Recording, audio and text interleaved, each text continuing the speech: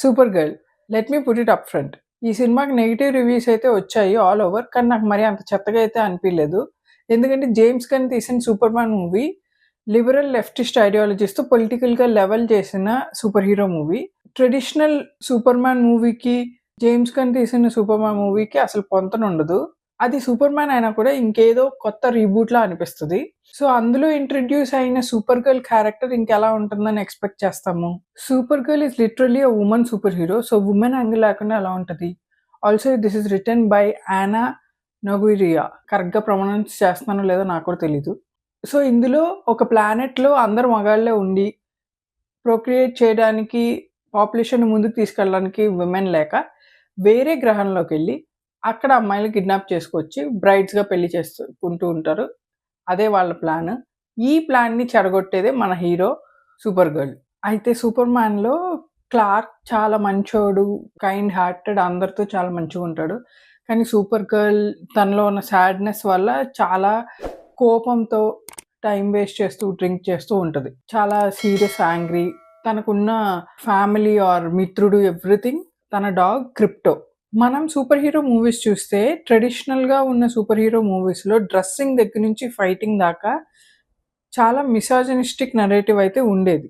దాన్ని ఇప్పుడు మార్చి లిబరల్‌గా, లెఫ్టిస్ట్‌గా, ఫెమినిస్టిక్‌గా నరేటివ్స్ అయితే వస్తున్నాయి. అలాంటివి రాసినప్పుడు స్క్రీన్ రైటింగ్ బావుంటది. కానీ అవి స్క్రీన్ మీద ట్రాన్స్‌లేట్ చేసినప్పుడు కొంచెం మిస్ అవుతాయి. అది జనాలు అడ్జస్ట్ అవ్వటానికి కష్టంగా ఉందేమో అని నేను అనుకుంటున్నాను. సో, ఇలా ఏకంగా నరేటివ్‌ని మార్చాలి అని రాసే కథల్లో గ్రిప్ సరిగ్గా లేనప్పుడు, స్టోరీ టెల్లింగ్ సరిగ్గా లేనప్పుడు కొంచెం చప్పగా, బోరింగ్‌గా అనిపిస్తాయి. సూపర్ హీరో లెవెల్ మూవీస్‌కి తగినట్టుగా లేవు అని అనిపిస్తాయి. అదే మెయిన్ నెగెటివ్ పాయింట్ నాకైతే అనిపిచ్చింది. ద స్టోరీ టెల్లింగ్ కొంచెం డ్రైగా ఉంది. సూపర్ గర్ల్‌గా ప్లే చేసిన మిల్లీ ఆల్కాక్ చాలా నచ్చింది నాకు. నేను సినిమా తను 'సూపర్ మ్యాన్‌లో' ఇంట్రొడ్యూస్ అయినప్పుడే I was waiting for her.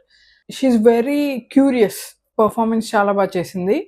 Next 'Jason మొమోవా' చేసిన 'లోబో' క్యారెక్టర్ నాకు 'ఘటోత్కచుడు' క్యారెక్టర్ గుర్తొచ్చాడు ఎందుకో. ఇంత బాడీ యేసుకొనొచ్చి సడెన్‌గా వాళ్ళకి హెల్ప్ చేసి వెళ్ళిపోతా ఉంటాడు. మళ్ళీ గట్టిగా నవ్వుతాడు. సేమ్ 'ఘటోత్కచుడులా' అనిపిచ్చాడు. వస్తాడు బిగ్ బాడీతో హెల్ప్ చేస్తాడు, ఎళ్ళిపోతాడు. మళ్ళీ నవ్వుతాడు. వెటకారం డైలాగ్స్ అన్నీ.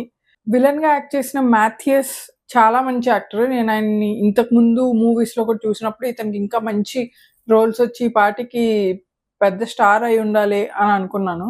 మంచి క్యారెక్టర్. కాకపోతే సినిమా హిట్ అయ్యుంటే ఆయనకి ఇంకా మంచి పేరొచ్చేదేమో మరి అనిపిచ్చింది నాకు. ఈ సినిమా ఇంకా బెటర్‌గా తీయొచ్చా అంటే డెఫినైట్‌లీ యెస్.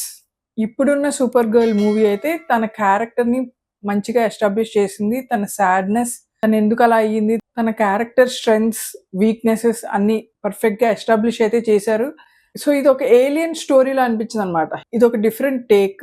నాకైతే కంప్లీట్ నెగెటివ్‌గా అనిపిచ్చలేదు.